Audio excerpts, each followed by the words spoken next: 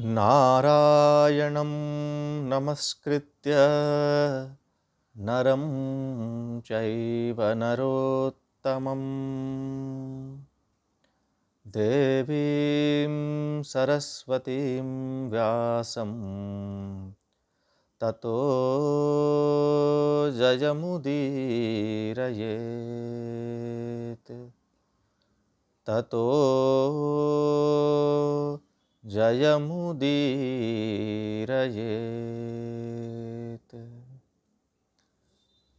आप सभी को मेरा नमो नारायणाय। आज हम महाभारत की एक कथा देखेंगे, वो है पितामह भीष्म का जीवन चरित्र। तो सबसे पहले आज से बहुत साल पहले ब्रह्मा जी की एक सभा थी। उसमें बड़े बड़े राजर्षि ऋषि मुनि लोग आए थे। उस समय एक इक्ष्वाकु वंश के राजा थे जो पृथ्वी पर पहले राज्य करते थे, जिनका नाम था महाभिष। ये महाभिष जो राजा थे, उन्होंने पृथ्वी पर बहुत सारे यज्ञ याग किए, अच्छे से प्रजा का पालन किया। ऐसे वो राजा थे। तो मृत्यु के बाद वो ब्रह्मा जी के लोक में गए थे। और उस समय उस सभा में गंगा जी आए और वायु के कारण गंगा जी का जो श्वेत वस्त्र था थोड़ा सा खिसक गया। तो बाकी सब लोगों ने अपनी आंखें नीची कर ली, परंतु ये जो महाभिष था वो गंगा जी की ओर देखता ही रहा। ये देखकर ब्रह्मा जी ने महाभिष को कहा कि तुम मृत्यु लोक पे चले जाओ और गंगा जी के साथ कुछ समय तुम रहोगे, और जब तुम उस पर क्रोध करोगे तो तुम्हारी इस शाप से मुक्ति होगी और तुम वापस आ जाओगे। ऐसा ब्रह्मा जी ने महाभिष को शाप दिया। वही महाभिष बाद में शांतनु राजा के रूप में पृथ्वी पर जन्म लेता है, भारत देश में। तो पृथ्वी पर राजा प्रतीप राज्य करते थे और वो वृद्ध हो गए थे, लेकिन उनका कोई संतान नहीं था। उस समय उनको ये शांतनु पुत्र की प्राप्ति हुई। तो क्योंकि राजा प्रतीप का वंश शांत हो रहा था उस समय इसका जन्म हुआ, इसीलिए इस बालक का नाम क्या रखा गया? शांतनु। और ये शांतनु जो भी वृद्ध व्यक्ति को स्पर्श करता था वो व्यक्ति सुखी और युवान हो जाता था। तो वो सबको शांति सुख देता था। इसीलिए भी इस बालक का नाम क्या रखा गया? शांतनु। ये शांतनु वो ही है जो पहले कौन था? महाभिष। ठीक है। और जो ब्रह्मा जी के श्राप के कारण पृथ्वी पर आया था, ये शांतनु। ठीक है। तो ये शांतनु बहुत अच्छे से राज्य कर रहे होते हैं। उनके राज्य में वर्णाश्रम व्यवस्था सुदृढ़ हो गई होती है, प्रजा बहुत सुखी होती है। और ऐसे शांतनु ने बहुत सालों तक ब्रह्मचर्य व्रत का पालन करते हुए प्रजा का पालन पोषण किया। तो एक बार वो वन में जाते हैं तो उन्होंने एक बहुत ही सुंदर एक स्त्री को देखा और वो मोहित हो गए। और उन्होंने उस स्त्री को कहा कि मैं आपसे विवाह करना चाहता हूँ। तो वो स्त्री ने कहा कि मैं विवाह तो करूँगी, लेकिन मेरी एक शर्त है कि मैं जो कर्म करूं मुझे रोकने टोकने का नहीं। अगर आपने मेरे पे गुस्सा किया तो मैं आपको छोड़ के चली जाऊंगी। तो शांतनु ने कहा ठीक है। तो वो स्त्री कौन थी? गंगा थी। ठीक है।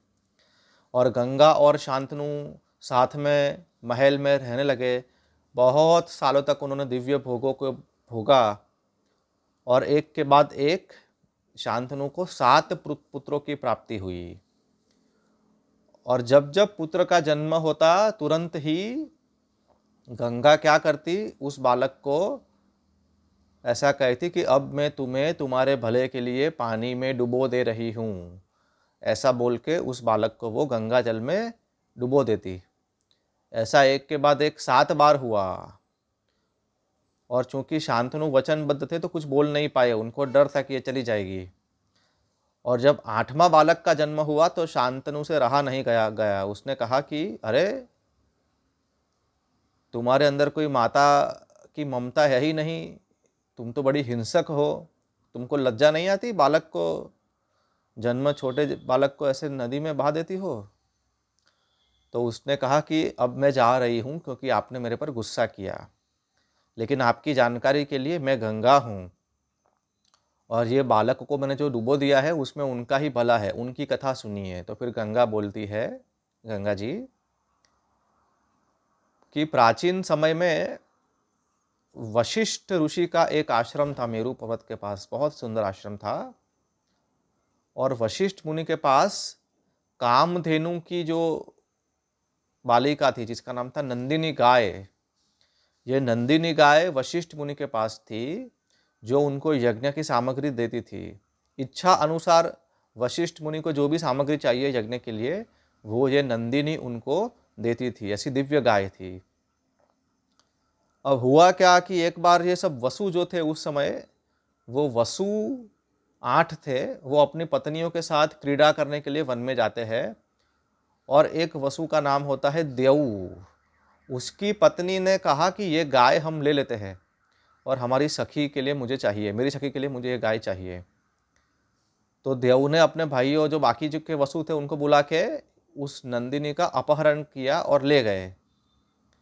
और जब वशिष्ठ मुनि आए तो उन्होंने देखा कि ये नंदिनी गायब हो गई है। तो उन्होंने अपनी दिव्य दृष्टि से देख लिया कि क्या हुआ है। तो उन्होंने उन वसुओं को श्राप दिया कि आपने चोरी की है, इसलिए आप मनुष्य हो जाओ और मनुष्य लोक में चले जाओ। ये सुन के सभी वसुओं को बहुत ही डर लगा। उन्होंने बहुत क्षमा मांगी कि माफ़ कीजिए ऋषि जी, हमसे गलती हो गई, अभी से हम ऐसा नहीं करेंगे।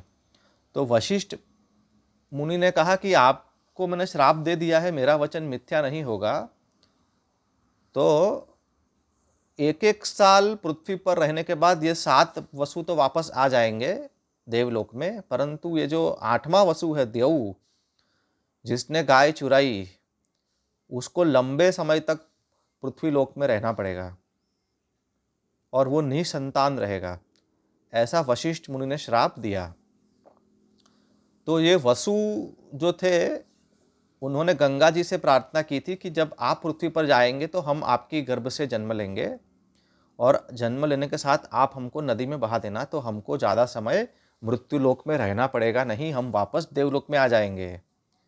तो गंगा जी ने शांतनु को कहा कि इसी कारण से मैं इनको बहा देती थी, ये वसु है, इनको आपके जैसे पिता और मेरे जैसी माता मिलने वाली नहीं थी पृथ्वी लोक के ऊपर। लेकिन आपने क्योंकि ऐसे महान वसुओं को जन्म दिया है, देवताओं को जन्म दिया है, इसीलिए मृत्यु के बाद आप भी देवलोक में जाएंगे। और अभी मैं ये बालक को मेरे साथ देवलोक में ले जाती हूँ, वहाँ उसका मैं विद्या अध्ययन कराऊंगी, फिर आपको वापस दे दूंगी। ऐसा बोल के गंगा अपने बालक के साथ अंतर्धान हो गई और शांतनु वापस अपने महल में आ गए। महल में ही थे वो, और शांत गंगा चली गई अपने बच्चे को लेके। फिर क्या हुआ कि देवलोक में गंगा जी ने ये भीष्म को सभी वेदाध्ययन अस्त्र शस्त्र की पढ़ाई करवाई। और बहुत सालों के बाद शांतनु एक बार वन में जाते हैं तो वो देखते हैं कि गंगा जी का पानी बहना बंद हो गया है, पानी बहुत कम हो गया है। तो वो डर गए कि अरे गंगा जी कल तक तो बहती थी, आज अचानक से उसका प्रवाह बंद कैसे हो गया। तो उन्होंने देखा कि एक बहुत ही सुंदर और बहादुर तेजस्वी बालक अस्त्र शस्त्रों का अभ्यास कर रहा है, और उसने गंगा की धारा को रोक लिया है। और जैसे ही वो बालक ने शांतनु को देखा तो अपनी माया का प्रयोग करके वो अदृश्य हो गया। तो फिर शांतनु ने गंगा जी से प्रार्थना की कि आप मुझे बताइए कि ये बालक कौन था। तो गंगा जी प्रकट होती, वो इतनी सुंदर थी कि शांतनु पहचान ही नहीं पाया कि ये गंगा है। और उन्होंने अपने बालक को तो सिर्फ जन्म लेते समय ही देखा था, तो उनको ये भी पता नहीं था कि ये बालक किसका है। तो गंगा ने कहा कि मैं गंगा हूँ और ये बालक आपका ही बालक है, इसका नाम देवव्रत है, और इसकी देवलोक में इसका पढ़ाई लिखाई हुआ है। आप जानना चाहेंगे कितना बहादुर है और कितना ज्ञानी है? तो सुनिए, ये युद्ध में देवराज इंद्र जैसा है। वशिष्ठ मुनि से उसने वेदों का सांगोपांग अध्ययन किया है, और देवगुरु बृहस्पति और दैत्य गुरु शुक्राचार्य जी जो जानते हैं, जो जो कुछ जानते हैं वो ये भी जानता है। और परशुराम जी जो अस्त्र शस्त्र जानते हैं वो सभी अस्त्र शस्त्रों का ज्ञान इसको भी है। ये महाज्ञानी, महावीर और महापवित्र बालक है, इसका नाम है देवव्रत, और ये मैं आपको दे रही हूँ, और ये बहुत समय तक पृथ्वीलोक में रहेगा। ऐसा बोल के गंगा चली गई। तो ये सुन के शांतनु बहुत प्रसन्न हुए और देवव्रत को महल में ले आए और तुरंत उसका युवराज के रूप में अभिषेक कर दिया। और 4 साल तक सभी लोग आनंद से रहे। और एक दिन क्या हुआ, यमुना के तट पर शांतनु गए थे शिकार आदि करने के लिए, तो उनको मछली की सुगंध आई, है ना, मत्स्य की गंध आई।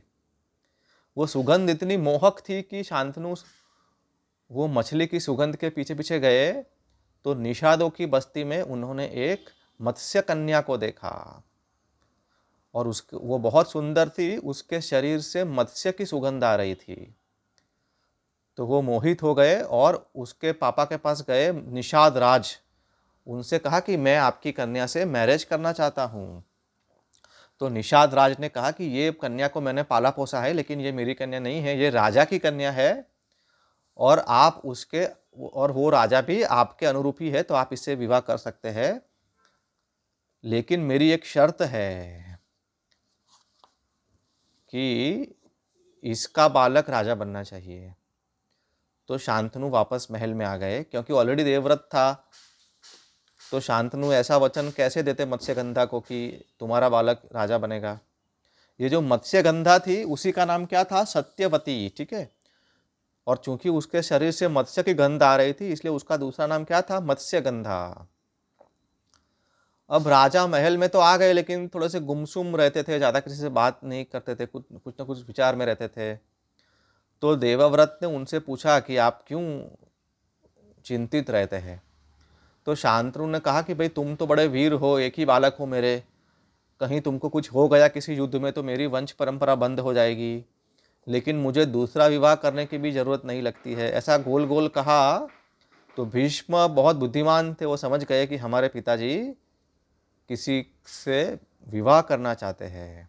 तो उन्होंने मंत्रियों से परामर्श किया, और मंत्रियों को लेकर वो निषाद राज के पास चले गए और बोले कि आपकी कन्या के साथ हमारे पिताजी का विवाह करवा दो।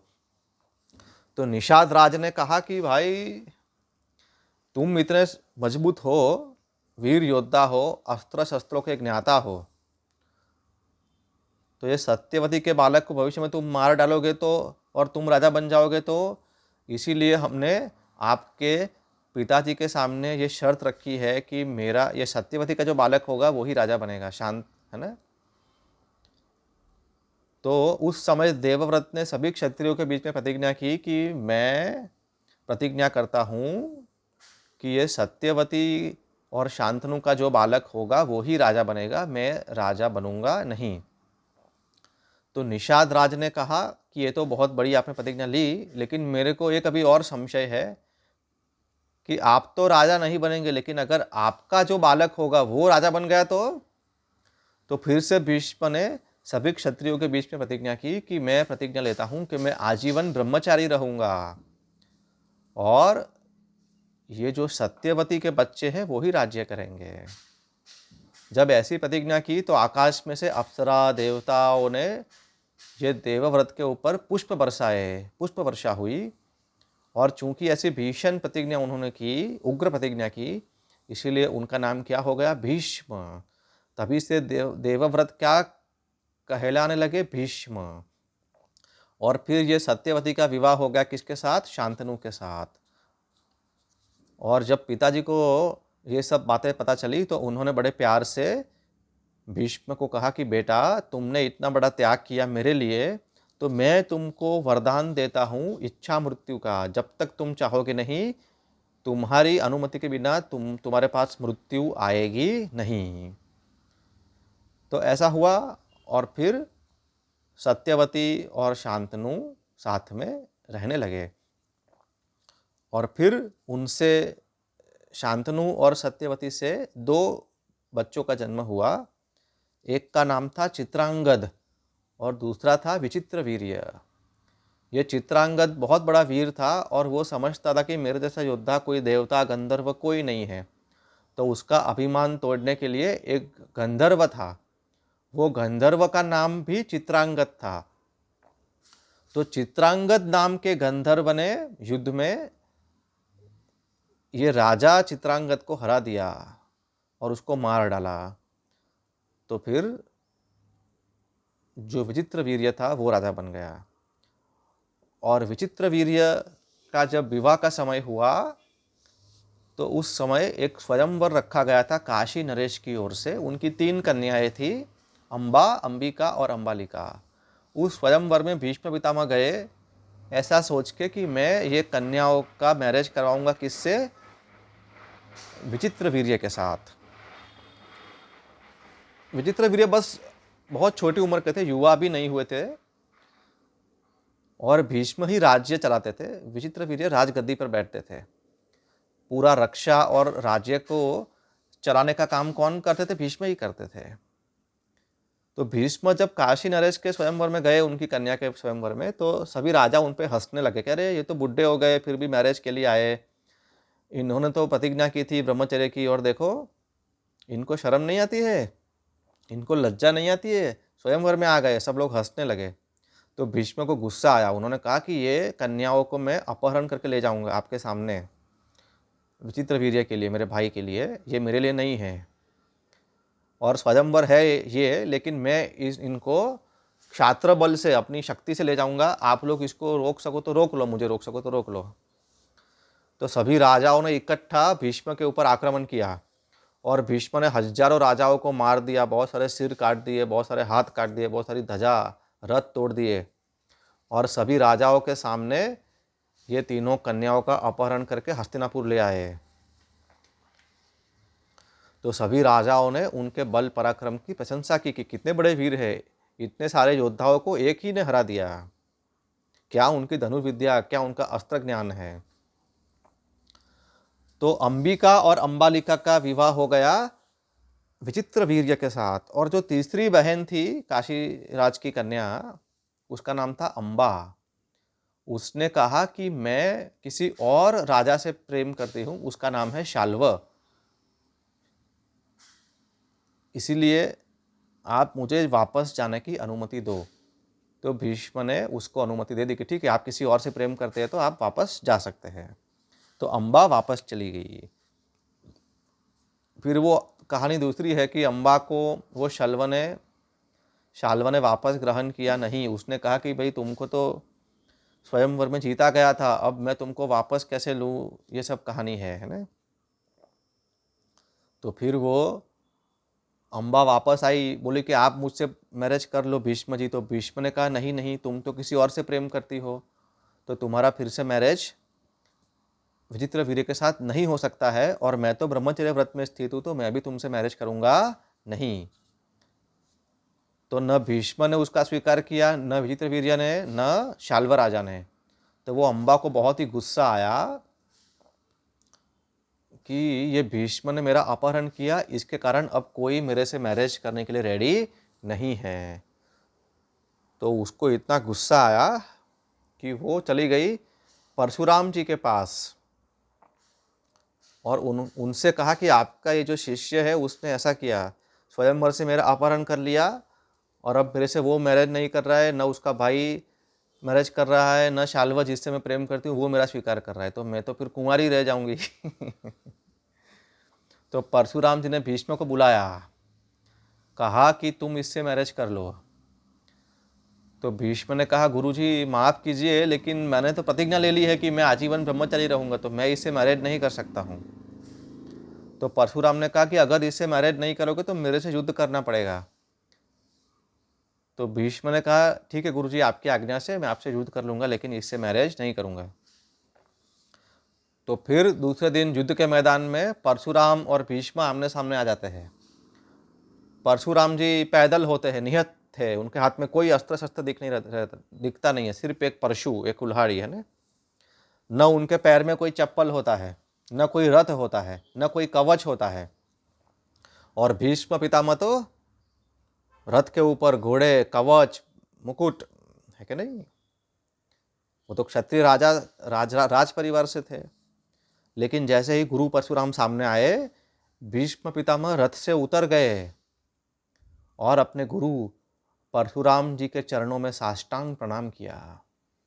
तब परशुराम ने उसको आशीर्वाद दिया, विजयी भव, तुम विजयी होंगे, ऐसा मैं तुमको आशीर्वाद देता हूँ। हे भीष्म, ये तुम्हारे संस्कार बड़े ऊंचे हैं। अगर तुमने मुझे प्रणाम नहीं किया होता तो मैं प्रतिज्ञा पूर्वक बोलता हूँ तुमको मैंने मार दिया होता युद्ध में। परंतु चूंकि तुमने तुम्हारा सिर झुकाया है मेरे सामने, तो मैं ब्राह्मण हूँ, मैं तुमको आशीर्वाद देता हूँ और तुम्हारा गुरु भी हूँ। विजय तुम्हारी होगी युद्ध में। आहा हा। तो विजय का आशीर्वाद लेके फिर भीष्म और परशुराम का युद्ध होता है। दोनों ब्रह्मास्त्र तक के बड़े बड़े शस्त्रों के ज्ञाता होते हैं, कोई किसी को हरा नहीं पाता है। लेकिन अंत में भीष्म तो देवलोक में रह के आए थे, तो अंत में भीष्म एक ऐसा अस्त्र चलाते हैं जिसका तोड़ परशुराम जी के पास भी होता नहीं है। तो ऐसा अस्त्र भीष्म चलाने ही वाले होते हैं। उस समय अंतरिक्ष में सब देवता आ जाते हैं कि हे भीष्म, ये अस्त्र का प्रयोग मत करो, एक तो ये तुम्हारे गुरु है और ये अस्त्र का प्रयोग करोगे तो बहुत नुकसान होगा जगत में, तो ये अस्त्र का प्रयोग मत करो। तो भीष्म ने देवताओं की बात मान ली, वो अस्त्र को वापस बुला लिया। और परशुराम जी ने कहा कि युद्ध में मैं पीछे नहीं हटूंगा, तो तुम उल्टा घूम के चले जाओ। तो भीष्म ने कहा जो आज्ञा गुरुजी। भीष्म गुरु जी को प्रणाम करके उल्टा घूम के चले गए। तो इस तरह से युद्ध में परशुराम जी भी भीष्म को हरा नहीं पाए। और एक बहुत ही रोचक इसमें प्रसंग आता है कि भीष्म युद्ध की शुरुआत में परशुराम जी से कहते हैं कि गुरुजी, न आपके पास रथ है, न कवच है, न मुकुट है, न घोड़े है, मैं आपको ये सब देता हूँ, आप उन पे रथ के ऊपर चढ़ के युद्ध कीजिए। तब परशुराम जी बहुत सुंदर उत्तर देते हैं कि गायत्री ही मेरा कवच है, धर्म ही मेरा रथ है। इस तरह से बहुत सुंदर उत्तर देते हैं, है ना। और फिर परशुराम जी तो महावीर होते हैं ना, तो वो तो हवा में उड़ सकते हैं, अपने दिव्य रथ जब चाहे तब मंगवा सकते हैं। तो ऐसे परशुराम जी भी भीष्म को हरा नहीं पाए। ये जब उस अम्बा ने देखा तो उसको बहुत गुस्सा आया। अभी भी उसका क्रोधाग्नि, द्वेष का अग्नि शांत नहीं हुआ था। तो वो एक जहरीली सापिन की तरह तप करने लगी कि ये भीष्म को मैं मार के ही रहूँगी। उसने शिवजी का तप किया और शिवजी से वरदान प्राप्त किया कि भीष्म की मृत्यु का मैं कारण बनूंगी, ऐसा उसने वरदान प्राप्त किया। लेकिन वो कारण कब बनेगी? 1-2 जन्म के बाद, अभी नहीं। ये एक कहानी है, ठीक है। बाद में क्या होता है, वो जो अम्बा होती है वो 1-2 जन्म के बाद क्या बन जाती है? शिखंडी। वो शिखंडी की बात बाद में आएगी महाभारत के युद्ध में। लेकिन यहाँ क्या होता है कि जब ये विचित्र वीर्य का लग्न हो गया अंबिका और अंबालिका के साथ, और अम्बा तो चली गई, तो विचित्र वीर्य अपने वैवाहिक जीवन में बहुत ज़्यादा आसक्त हो जाता है, कामासक्त हो जाता है। और जो व्यक्ति बहुत कामासक्त हो जाता है तो उसको क्षय रोग हो जाता है, टीबी। तो उसको क्षय रोग हो गया और वो उसका मृत्यु हो गया। किसका? विचित्र वीर्य का। उसको कोई संतान हुआ नहीं था। तो सत्यवती ने भीष्म से कहा कि हमारे वंश का नाश हो जाएगा, तो अब तो तुम विवाह कर लो इनसे, अंबिका और अंबालिका से, और हमारी वंश परंपरा को आगे चलाओ। हस्तिनापुर का कोई राजा तो होना चाहिए कि नहीं, तुम क्षत्रिय भी हो तो तुम विवाह कर लो इनसे। तो भीष्म पितामह ने कहा कि सूर्य अगर पश्चिम से उग जाए, धर्मराज अगर धर्म छोड़ दे, आकाश वायु अग्नि जल पृथ्वी अपने धर्म को छोड़ दे, ऐसा हो सकता है, लेकिन भीष्म अपनी प्रतिज्ञा छोड़ेगा नहीं। तो फिर सत्यवती ने समझ लिया कि ये तो मैरिज नहीं करेंगे। तो सत्यवती ने किसको बुलाया? व्यास जी को बुलाया। इसमें ऐसी कहानी है कि बहुत पहले, शांतनु के विवाह से पहले, एक बार पराशर मुनि जंगल में जा रहे थे। उनको नदी पार कराने के लिए ये मत्स्यगंधा नौका चला रही थी, ठीक है, क्योंकि वो मछुआरों के वहाँ पली बड़ी थी, तो वो मछली पकड़ती थी, नौका भी चलाती थी। उस समय पराशर मुनि ने अमैथुन, उसको स्पर्श किए बिना ही उसको एक बालक दिया था जिसका नाम था वेद व्यास। और चूंकि उसका जन्म एक द्वीप के उस ऊपर हुआ था ना, नौका में, इसलिए उसका नाम था द्वैपायन, द्वीप के ऊपर जन्म हुआ था। और वो बालक थोड़ा सा श्याम था, इसलिए उसका नाम क्या पड़ गया, कृष्ण द्वैपायन व्यास। व्यास नाम क्यों पड़ा, क्योंकि उसने उस समय हिंदुस्तान में जो भी वेद थे उन सबको इकट्ठा किया और एक पूरे वेदों को लिख दिया है ना, और एक ही वेद को 4 विभाग में लिख दिया, तो उनका नाम क्या पड़ गया, व्यास। तो ये महर्षि वेद व्यास जी भी सत्यवती के बालक थे।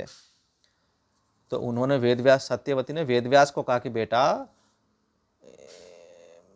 ये तुम्हारे भाई का वंश नाश हो रहा है, क्योंकि चित्रांगद और विचित्रवीर्य बालक को उत्पन्न किए बिना ही मर गए, तो तुम ये वंश को चलाओ। तो वेद व्यास जी ने कहा, जो आज्ञा माता जी। तो नियोग प्रथा से वेद व्यास जी के सामने ये अंबिका और अंबालिका आई है ना।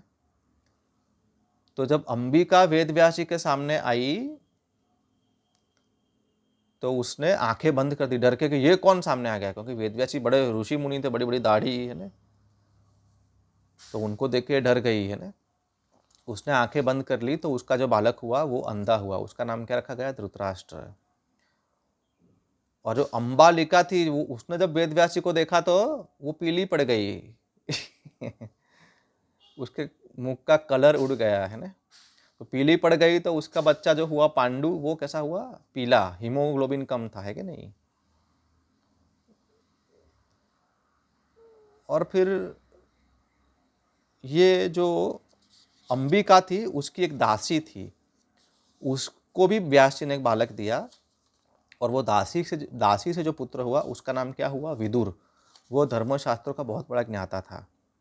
ये विदुर पहले पूर्व जन्म में कौन थे, धर्मराज यमराज थे।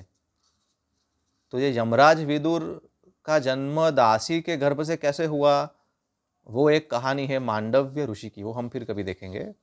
तो अभी तो हम इतना ही समझ ले कि ये विदुर थे, वो बहुत बड़े ज्ञानी थे, अर्थशास्त्र धर्मशास्त्र के ज्ञाता थे, बहुत अच्छे मंत्री थे हस्तिनापुर के, सभी कुरुवंश के हितैषी थे, सभी कुरुवंशियों के वो हितैषी थे, शांति के पक्षधर थे, दीर्घ दृष्टि थी उनके पास, बहुत बड़े ज्ञानी थे विदुर मुनि, विदुर जी, ठीक है।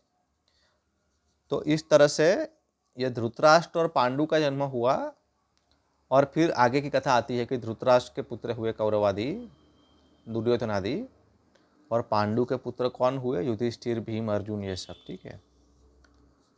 और यहाँ हम भीष्म पितामह के बारे में देखें तो जब उन्होंने अच्छी तरह से पांडवों का ट्रेनिंग करवाया है ना, उन्होंने द्रोणाचार्य जी को नियुक्त किया पांडवों को पढ़ाई लिखाई, शास्त्रों का अध्ययन, अस्त्र शस्त्रों का ज्ञान देने के लिए। और जब महाभारत का युद्ध होता है उस समय सेनापति कौन होते हैं कौरवों के, भीष्म पितामह। और वो इतना भयंकर युद्ध करते हैं 9 दिन तक कि पांडवों की सेना में हाहाकार मच जाता है, क्योंकि भीष्म पितामह को तो कौन हरा सकता है, उनके पास इच्छा मृत्यु था और परशुराम जी उनके गुरु थे, और वो इतने बड़े वीर थे कि उनको मारना किसी की बस की बात नहीं थी।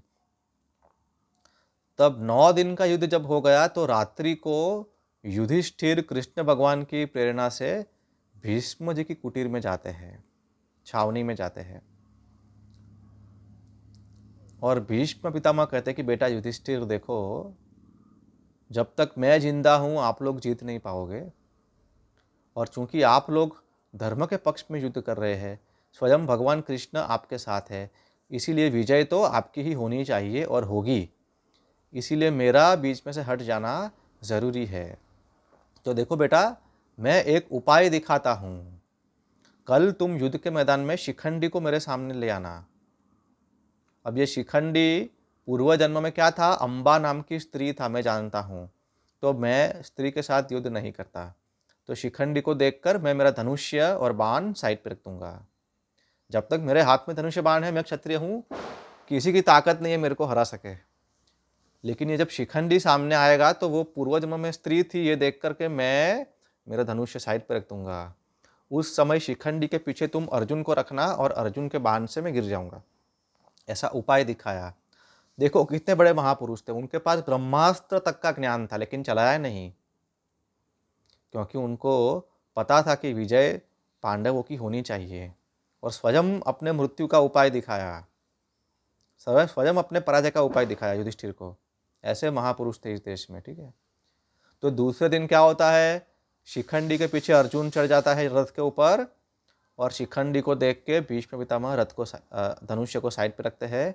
तब शिखंडी के पीछे से अर्जुन बाण चलाता है और बाणों से घायल होकर भीष्म पितामह पृथ्वी पर गिर जाते हैं, लेकिन मरते नहीं हैं। इच्छा मृत्यु का वरदान है ना, तो बाणों के घाव को सहन करते हुए पृथ्वी पर लेटे रहते हैं। और जब महाभारत का युद्ध समाप्त हो गया, पांडव जीत गए, सभी कौरवों का मृत्यु हो गया, तब स्वयं भगवान श्री कृष्ण पांडवों को कहते हैं कि हे पांडव, ये जो भीष्म है वो धर्म का सूर्य है, भविष्य में धर्म के इतने बड़े ज्ञाता होंगे नहीं। अभी ये सूर्य जो है धर्म का, वो अस्त होने की तैयारी में है। चलो हम लोग सब उनके पास जाते हैं और आप सभी उनसे राजनीति, युद्ध नीति, धर्म नीति का ज्ञान प्राप्त करो।